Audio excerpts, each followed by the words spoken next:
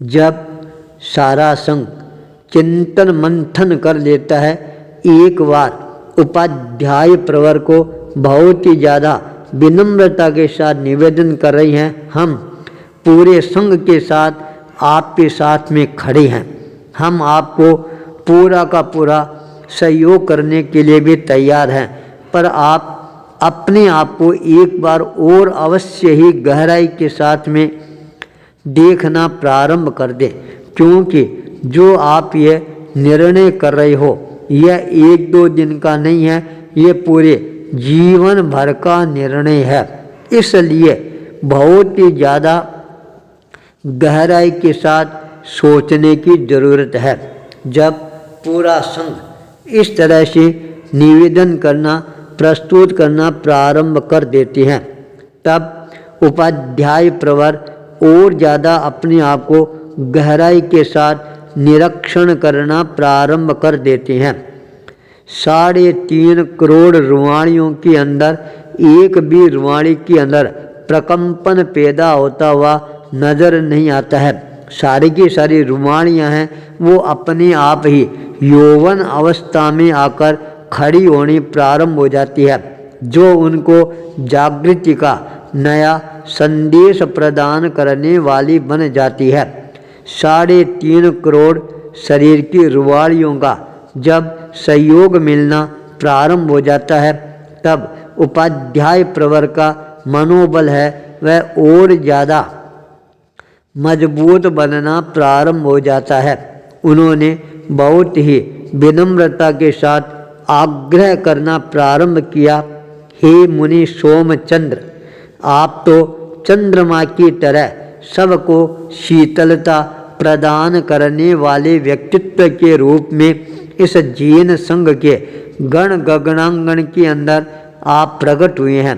क्या आप मेरे भीतर के अंदर चंद्रमा की तरह शांति का समावेश नहीं कराओगे?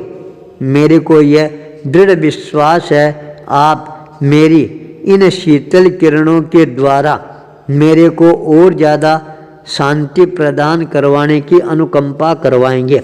इसलिए मेरा आपसे विनम्रतापूर्वक आग्रह निवेदन है, अब आप कोई प्रकार की अपने मन के अंदर शंका है यह रखने का प्रयास नहीं करवाएं। मैं आपको और ज़्यादा विश्वास दिलाना चाहता हूँ। मेरा संलेखना संथर्य का क्रम आगे से आगे गतिमान बनना प्रारंभ होगा। मेरी भावना है वह और ज़्यादा मजबूती के साथ आगे बढ़नी प्रारंभ हो जाएगी। इसलिए अब इस आयुष्य का कोई पता नहीं है, आप प्रमाद नहीं कराएं, देरी नहीं कराएं और जल्दी से जल्दी आप मेरे को संथारा व्रत है यह स्वीकार करवाने की अनुकंपा करवाएं। उपाध्याय प्रवर ने जब इस तरह से अपना संकल्प है अभिव्यक्त करना प्रारंभ किया, तब मुनि सोमचंद्र का मन है वह भी अपने आप ही उनकी ओर आकृष्ट होना प्रारंभ हो जाता है। उनकी दोनों मुट्ठियां हैं वो अपने आप ही बंद होनी प्रारंभ हो जाती है। पूरे संघ का ध्यान है मुनि सोमचंद्र की मुट्ठियों पर केंद्रित होना प्रारंभ हो जाता है। मुनि सोमचंद्र ने अपनी मुट्ठी को संघ के सामने प्रस्तुत करते हुए कहा, बोलो अब अपने को क्या निर्णय लेना चाहिए।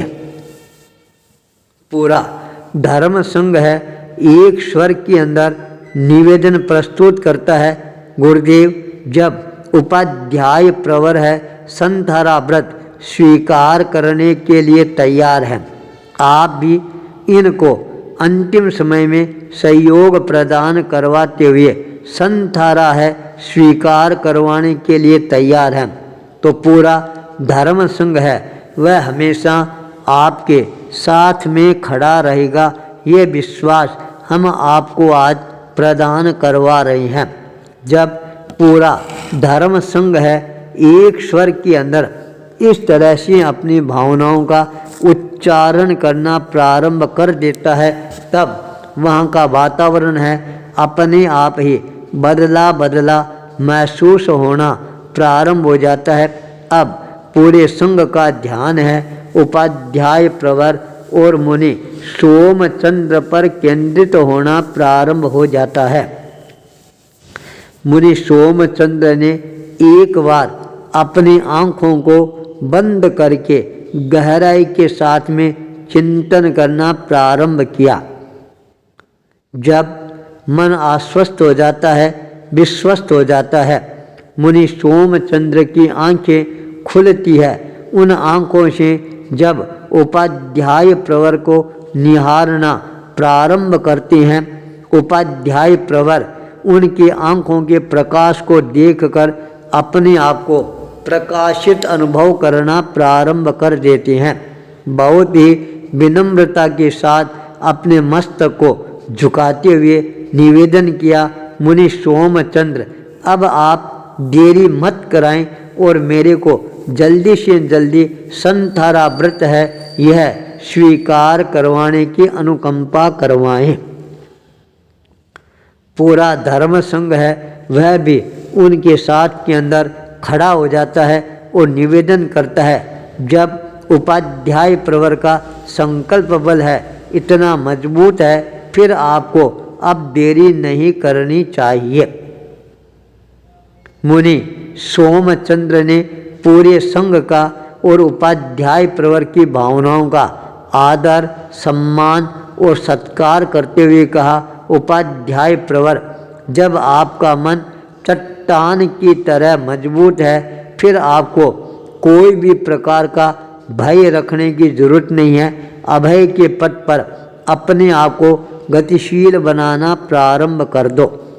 यह शब्द सुनते ही उपाध्याय प्रवर के पैरों के अंदर मानो कोई नए घुंघरू बन गए हो और वो स्वर लहरियां पैदा करना प्रारंभ कर चुके हो, ऐसा अनुभव होता है। बैठे हुए थे, तत्काल अपने दोनों हाथों को जोड़कर करबद्ध होकर पूर्वाभिमुख होकर खड़े हो जाती हैं और निवेदन करती हैं, बस अब मुनि सोमचंद्र आप मेरी अंतिम इच्छा को पूरी करवाने के अंदर मेरा सहयोग प्रदान करवाएं। उत्तराभिमुख बैठे हुए मुनि सोमचंद्र ने एक बार फिर अपने संकल्प बल को तोलना प्रारंभ किया। उच्च स्वर के साथ नमस्कार महामंत्र का उच्चारण करना प्रारंभ करवा देते हैं। उनके मुखारबिंद से निकला हुआ नमस्कार महामंत्र की ध्वनि जब चारों तरफ गुंजायमान होती है, पूरे संघ के सभी सदस्यों के हाथ है वो अपने आप ही करबद्ध रूप से जुड़ने प्रारंभ हो जाते हैं। उपाध्याय प्रवर के मन के अंदर तो और ज़्यादा प्रसन्नता के भाव उभर कर सामने आने प्रारंभ हो जाते हैं। वह प्रसन्नता उनके कण कण से बाहर आकर टपकती हुई सबको साक्षात्कार करवाना प्रारंभ कर देती है। देखो संकल्प बल है वह उपाध्याय प्रवर का कितना मजबूत है।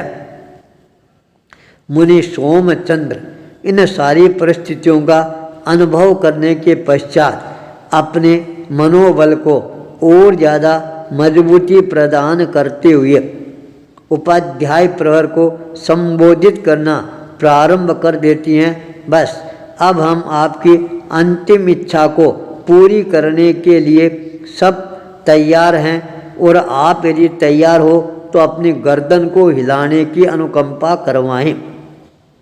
मुनि सोमचंद्र का दिशा निर्देश प्राप्त होते ही उपाध्याय प्रवर अपनी गर्दन को दाएं और बाएं हिलाना प्रारंभ कर देती हैं।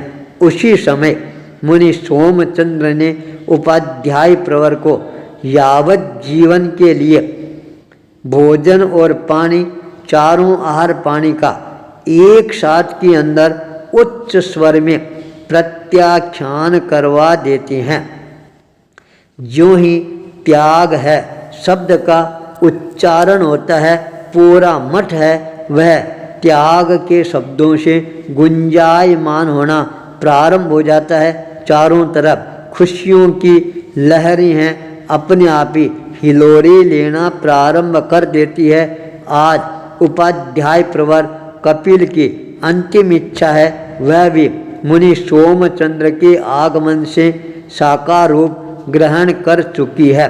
इस तरह का अनुभव सबको अपने आप ही होना प्रारंभ हो जाता है।